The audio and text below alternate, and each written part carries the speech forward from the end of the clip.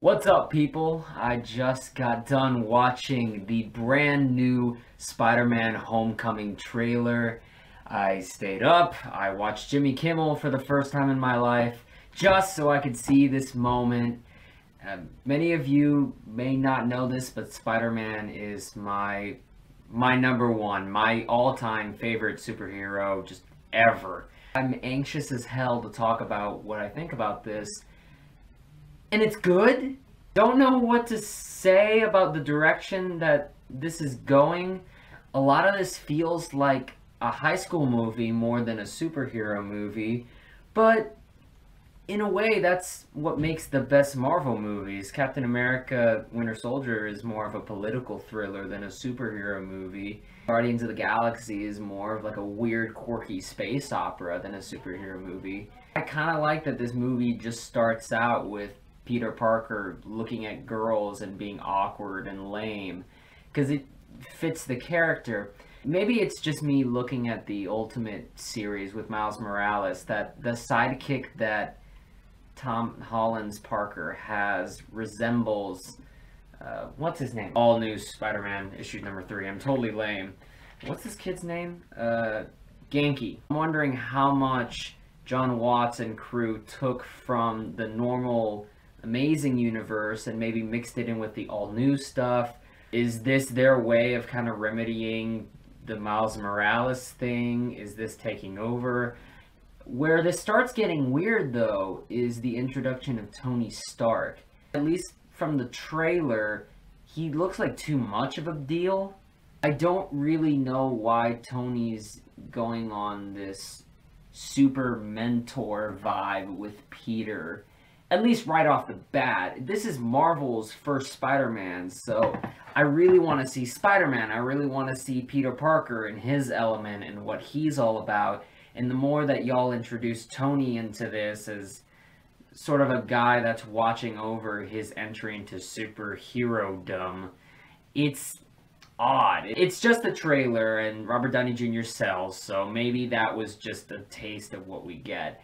But speaking of a taste that we get that is in perfectly the right direction, Vulture looks awesome.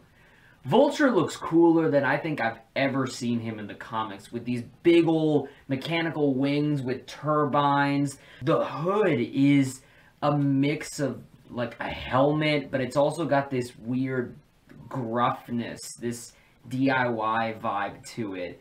You don't see that much of Michael Keaton, just a very few couple of shots, but just if we're judging from the costume and the claws and the design, it's menacing, it's big without having the stakes of, oh, aliens are coming to take over the world.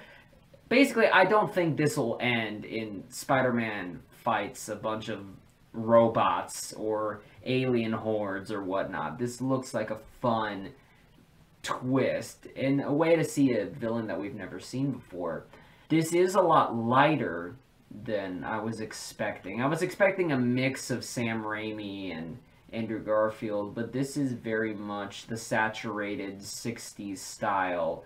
If we're really sticking to the high school, like as it actually is, 14, 15, that early awkward stage, I think it works out fine. One thing that does make me laugh, it doesn't matter what Spider-Man movie there will always be a scene of Spider-Man using a bunch of webs to like bring a really big thing together with his arms spread out, just like Maguire. I'm really glad that it's Spider-Man in the mask and not Tobey Maguire's like triple chin going, ah! Right now, I'm cautiously optimistic, but I think with more trailers, we're going to see more of Peter Parker, being a full-fledged hero. You never really saw that in this trailer. You never see Spider-Man in his element. You never see the big shot of him swinging through the city or him saving people.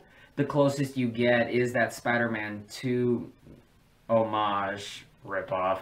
If the next couple trailers show a bit more of Spider-Man and less of the Marvel Cinematic Universe, which is what I think they brought this in with, then I think we'll be just fine. My heart's beating, my brain's on overdrive, and my inner fanboy is freaking the hell out. But it's time to let me know, what did y'all think of the Spider-Man Homecoming trailer? Did you like it? Did you love it? Did you hate it?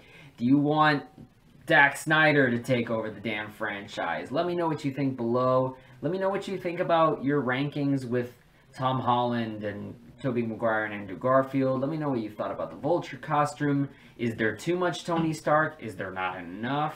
Let's get nerdy. Let's let this shit flow. I'll see you whenever the next trailer pops up or in the next after credits or whatever other video we do. And y'all have a good night. Take care.